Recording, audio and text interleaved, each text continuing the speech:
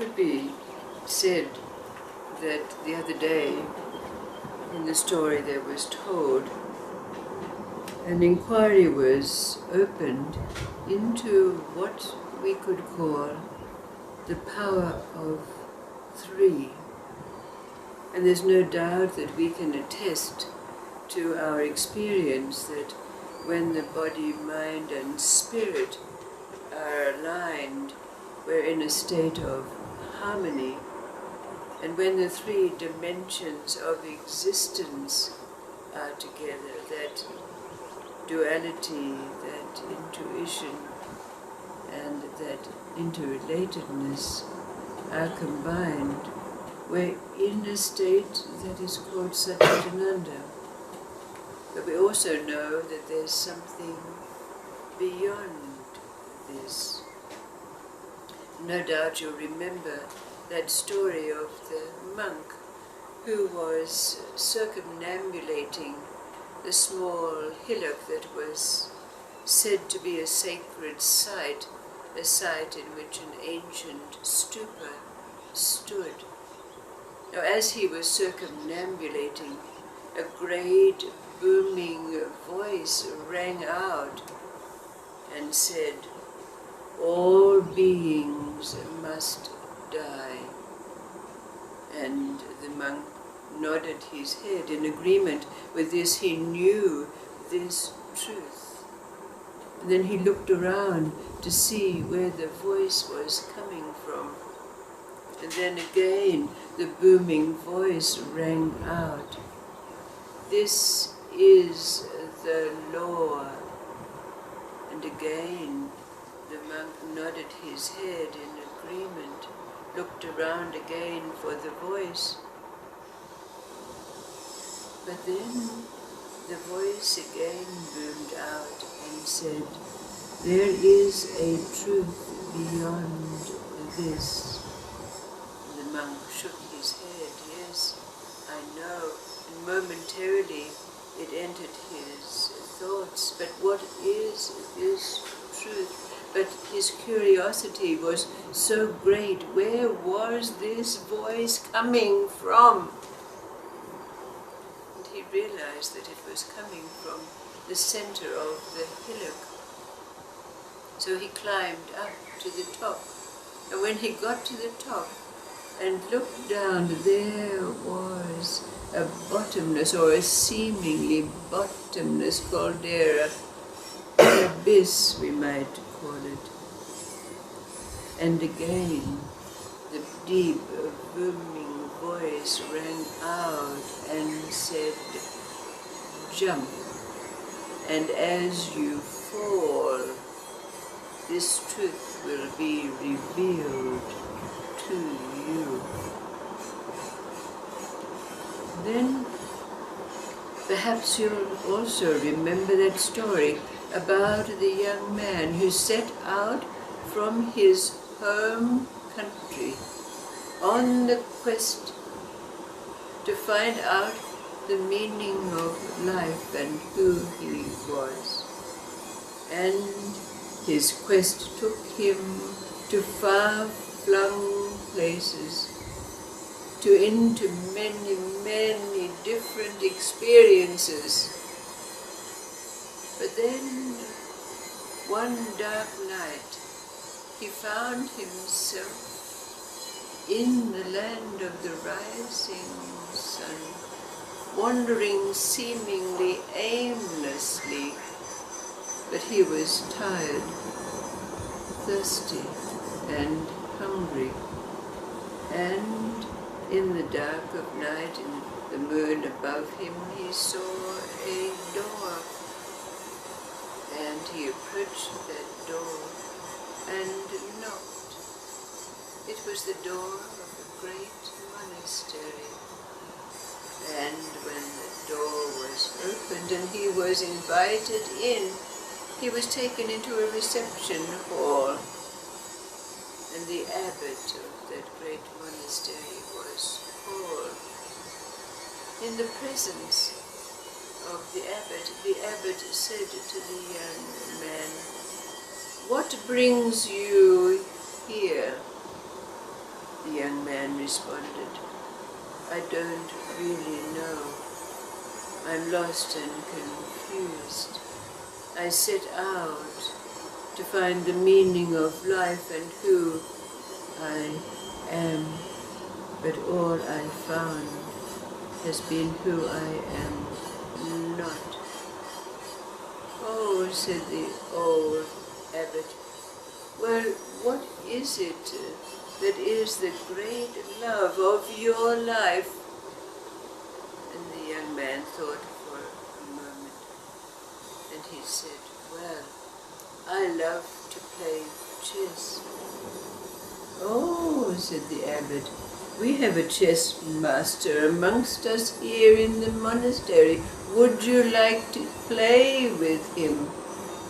Well, the young man, even though he was hungry, thirsty, and tired, of course, the spark was in him. He did love to play chess, so he agreed.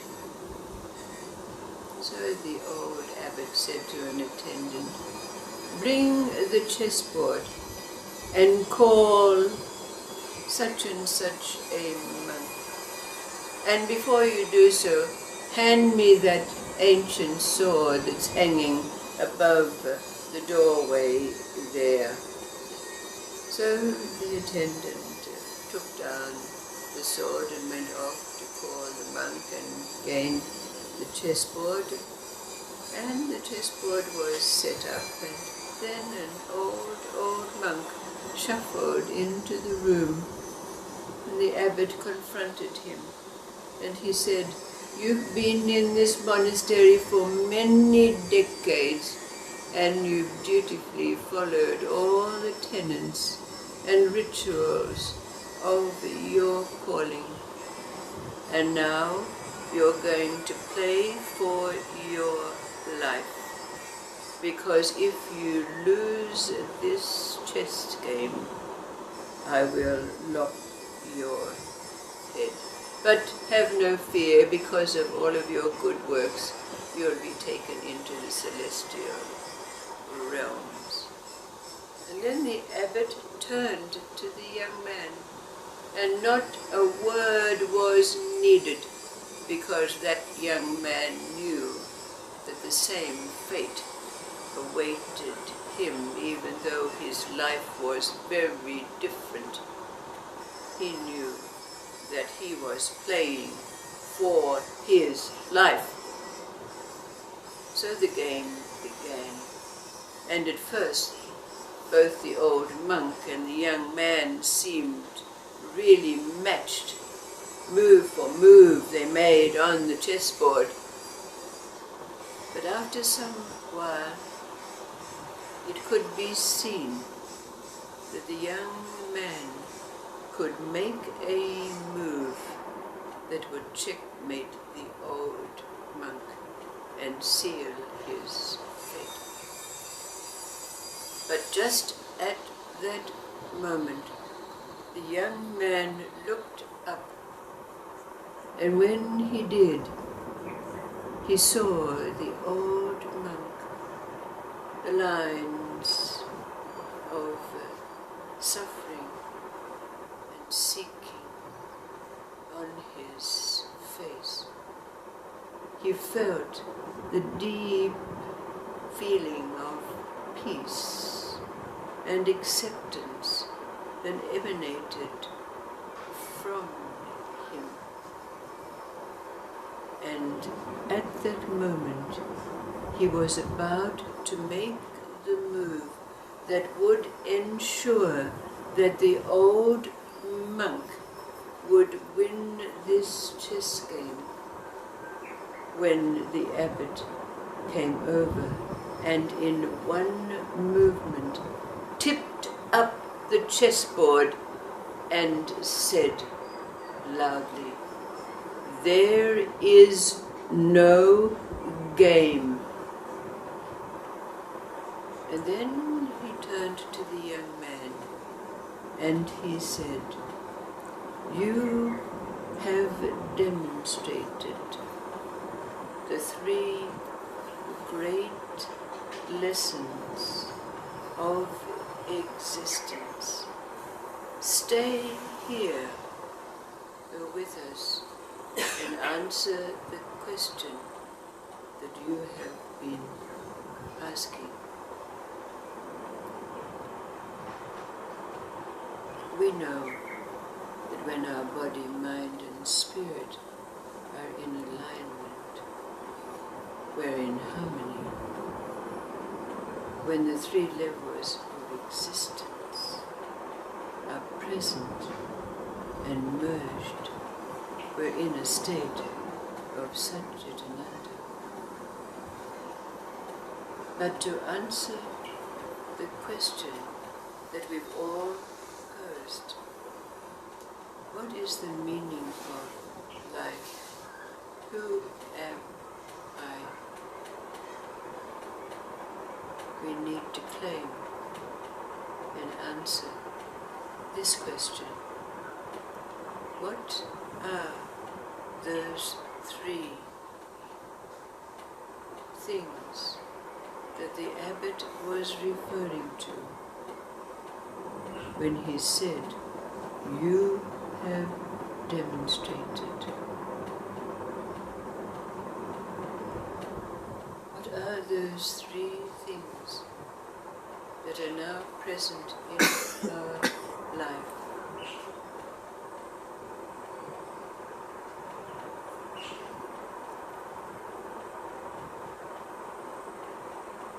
Arising out of harmony and a state of Satchitananda, existence, knowledge, and bliss. What are these three?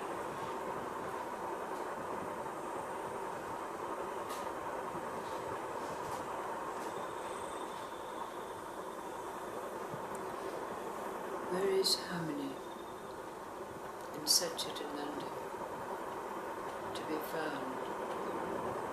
Where do they rest? What three things are there when they are present?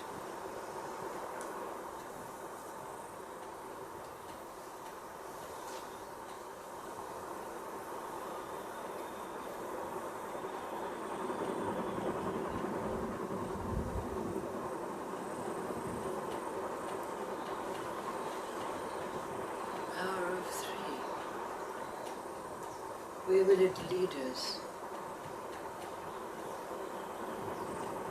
Acceptance. Right.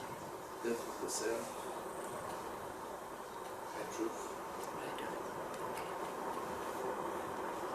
They're all there when those others are present.